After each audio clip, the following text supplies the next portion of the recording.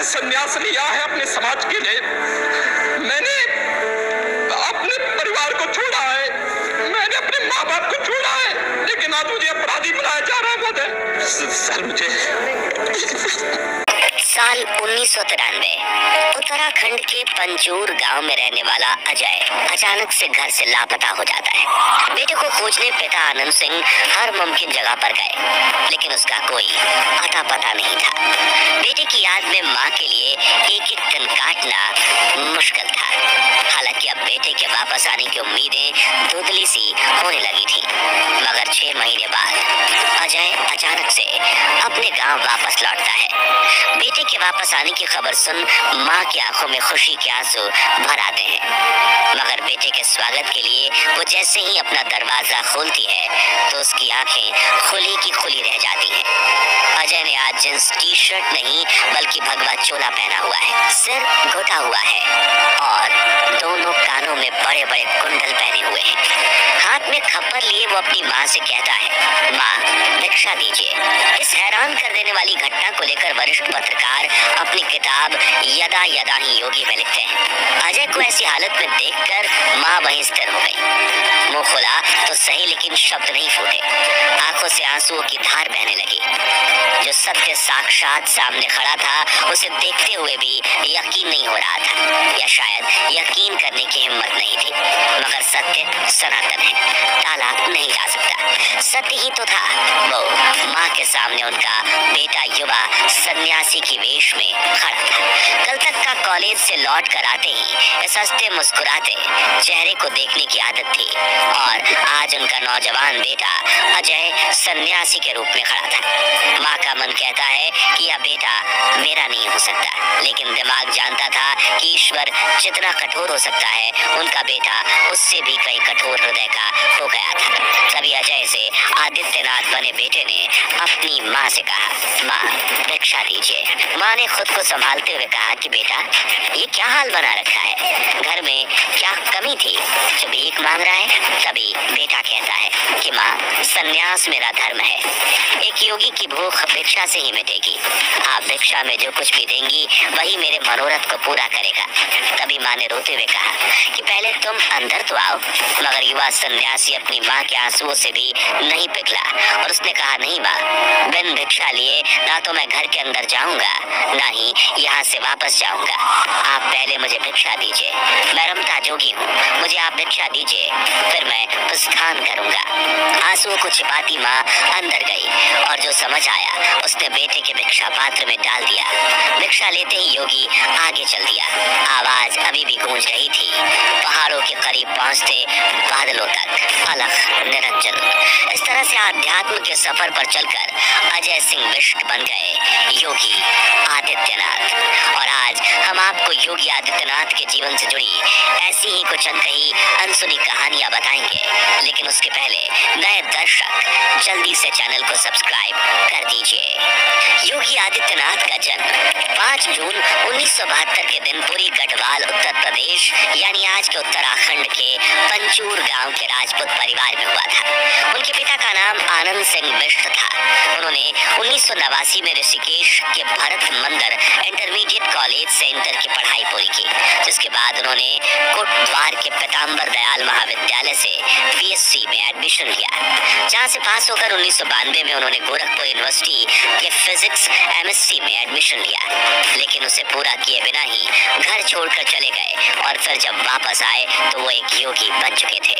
नवंबर 1983 से फरवरी 1994 तक उन्हें कई कठिन परीक्षाओं से गुजरना पड़ा, लेकिन उन्होंने हार नहीं मानी।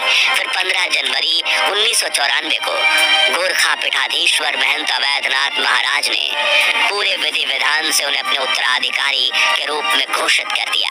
अब अजय सिंह बिष्ट पूरी तरह से सन्यासी बन गए थे। योगी जी के बारे में लिखने वाले बताते बताते हैं कि अजय को वापस घर लाने के लिए पिता आनंद सिंह और मां सावित्री दोनों गोरखपुर पहुंचे थे, जहां उनकी मां ने महाराज अवैधनाथ को कहा था कि महंत जी मेरा बेटा लौटा दीजिए। जो सुनकर महाराज ने कहा कि 4 बेटे हैं तुम्हारे, एक बेटा हमें दे दो। जो सुनकर अजय की मां की आंखों में आंसू आ गए। वो अपने पति के साथ वापस गांव लौट आई। ये तो थी योगी के सन्यासी बनने की कहानी, लेकिन क्या आप जानते हैं कि उन्होंने राजनीति में कदम कब और कैसे रखा था? तो ये बात है आज से 26 साल पहले की, जब 1998 में योगी आदित्यनाथ के गुरु अवैधनाथ ने राजनीति से संन्यास लिया और अपनी जिम्मेदारियां आदित्यनाथ को सौंप दी, और यहीं से योगी आदित्यनाथ की राजनीतिक पारी शुरू हुई थी। उसी साल उन्होंने गोरखपुर से 12वीं लोकसभा के चुनाव में हिस्सा लिया था और चुनाव में जीत हासिल करके वो सबसे कम उम्र के सांसद बने थे, जिसके बाद उन्होंने हिंदू युवा वाहिनी का गठन किया और धर्म परिवर्तन के खिलाफ मुहिम छेड़ दी। कट्टर हिंदुत्व की राह पर चलते हुए उन्होंने कई बार विवादित बयान दिए और धीरे धीरे करके गोरखपुर की राजनीति में उनका दबदबा बढ़ने लगा, जिसके बाद 19 मार्च 2017 में विधानसभा चुनाव में जीत हासिल करके योगी आदित्यनाथ उत्तर प्रदेश के मुख्यमंत्री बन गए। लेकिन अब भी वो अपने परिवार से दूर थे और मुख्यमंत्री बनने के बाद उन्होंने उत्तर प्रदेश की जनता के लिए अपना सारा जीवन समर्पित कर दिया। इसी मार्च 2022 में वो वरिष्ठ पत्रकार रजत शर्मा के शो पर गए, जहां उन्होंने अपनी बड़ी बहन के संघर्ष से भरे जीवन की एक झलक देखी। उन्होंने देखा कि कैसे उनकी बड़ी बहन कई किलोमीटर पैदल चलकर चाय और प्रसाद की छोटी सी दुकान चलाती हैं, मवेशियों को चारा खिलाती हैं और अपने परिवार की जरूरतों को पूरा करने के लिए हर दिन संघर्ष करती हैं। जिसके बाद रजत शर्मा ने योगी जी को कहा कि आपको नहीं लगता कि जैसे सभी राजनेता अपने परिवार का ध्यान रखते हैं, वैसे ही आप भी थोड़ा ध्यान रख देते?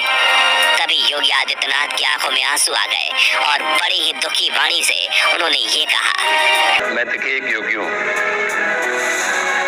और मुझे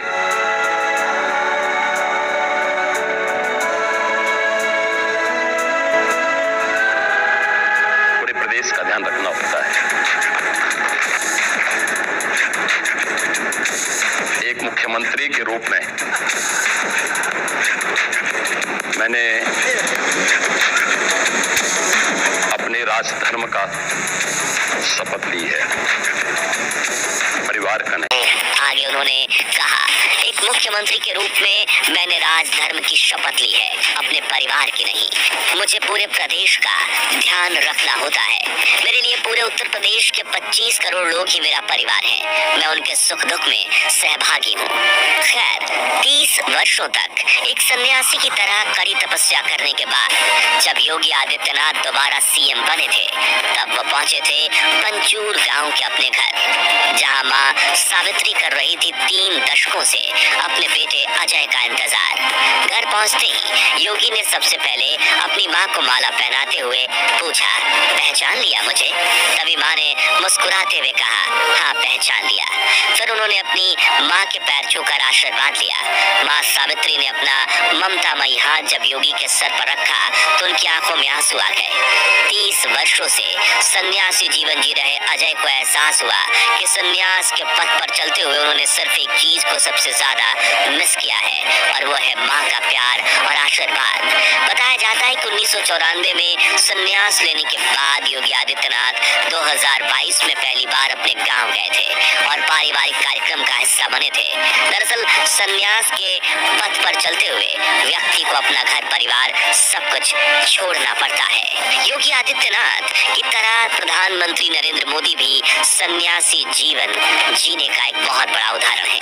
हालांकि औपचारिक तौर पर उन्होंने सन्यास नहीं लिया, लेकिन अपने घर परिवार से वो एक सन्यासी की तरह ही दूर रहे हैं। वहीं सीएम योगी आदित्यनाथ ने तो सिर्फ 20-22 साल की उम्र में ही सन्यास ले लिया था। तब से लेकर आज तक वो सन्यासी जीवन ही जीते हैं। योगी जी सुबह 3 बजे बिस्तर छोड़ देते हैं और फिर 4 बजे से 5 बजे के बीच योग करते हैं, जिसके बाद योगी स्नान करके शुद्ध तन और मन से पूजा अर्चना करते हैं। इतना ही नहीं, वो समय समय पर गोरखपुर जाकर मठ और मंदिर परिसर के चक्कर लगाते हैं, वहाँ की सफाई का जायजा लेते हैं, गौशाला में जाकर गायों की सेवा करते हैं और मछलियों को दाना भी डालते हैं।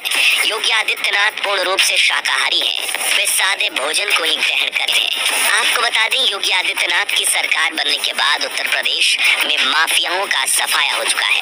कई बड़े बड़े डॉन इस वक्त सलाखों के पीछे हैं, कुछ तो बुरे काम धंधे छोड़कर बिल में छुप गए हैं। इसी को लेकर एक इंटरव्यू में जब पत्रकार रजत शर्मा ने योगी आदित्य जी से कहा कि अब तो उत्तर प्रदेश में बाहुबली नहीं बजरंग बली के नारे लग रहे हैं, तब योगी जी ने माफियाओं को खुली चेतावनी दे डाली। उत्तर प्रदेश में अब माफियावाद और पेशेवर अपराधियों के दिन लग चुके हैं। उन्होंने कहा कि उत्तर प्रदेश में माफिया और अपराधियों का समय अब खत्म हो चुका है और आने वाले समय में इनमें से कोई भी नजर नहीं आएगा, जिसका उदाहरण हमने हाल ही में राम मंदिर के प्राण प्रतिष्ठा दिवस पर भी देखा, जब 22 जनवरी से पहले आपराधिक मानसिकता रखने वाले कई लोगों ने अयोध्या में हमला करने की धमकियां दी थी।